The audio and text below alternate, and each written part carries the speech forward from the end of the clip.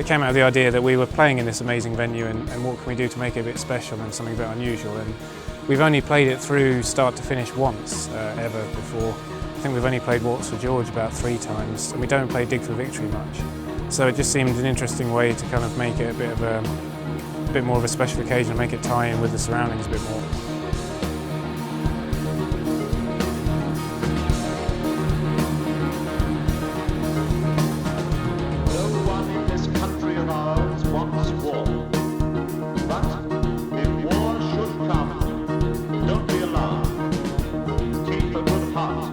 First we heard about museums at night, well, besides knowing about it as an event, was just getting asked to play here really. I think somebody from the RAF Museum had seen us at Glastonbury, and actually, oddly enough, actually had a connection to Everest, the video, rather than Spitfire.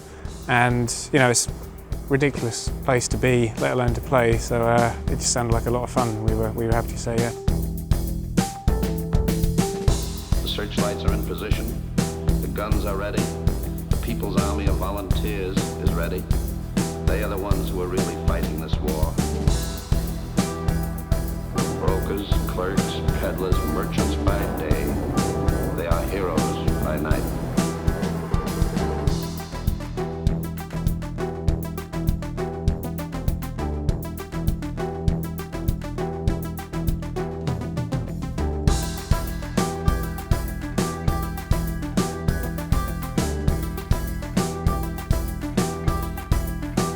The idea was for the third track on the EP to be much more about kind of a positive experience and about Britain kind of fighting back in a way.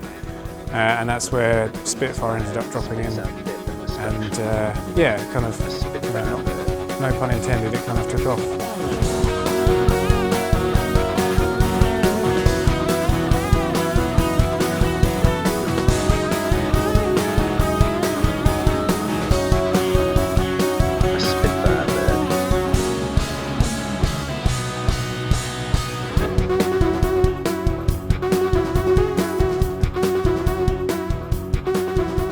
Luckily in this case I think it absolutely is a really good fit for us, both in terms of sort of subject matter of a song like Spitfire and just the war in general. Now the RAF have put a lot of effort into making it a fun night on a number of levels and organising a whole load of stuff around us.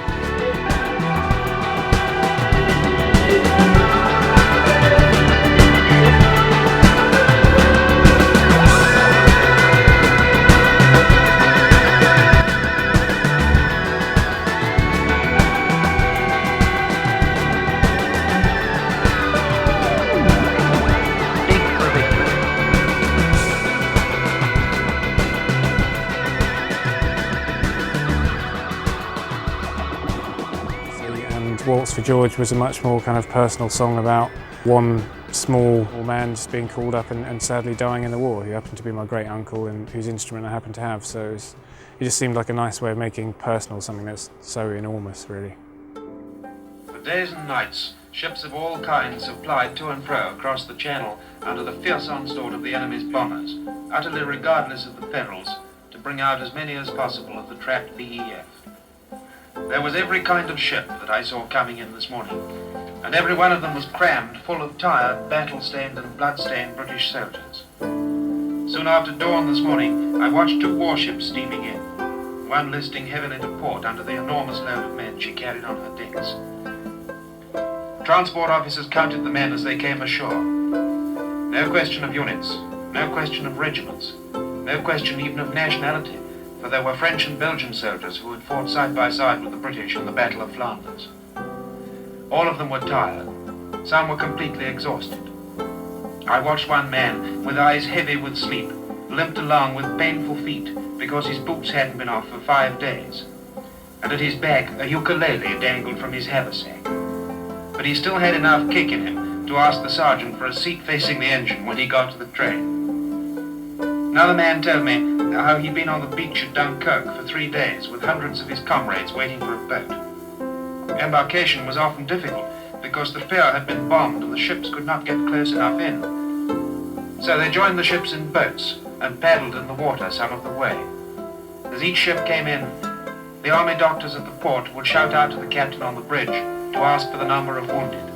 And in a few minutes the ambulances and the stretchers would be alongside to bring them off and take them to the waiting hospital trains in the station. The organization of the port was excellent. The ships were being unloaded at an astonishing speed.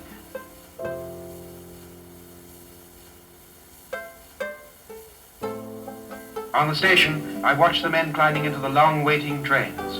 It was astounding to walk along carriage after carriage full of soldiers and to find in each one silence. And so the men of the BEF came home.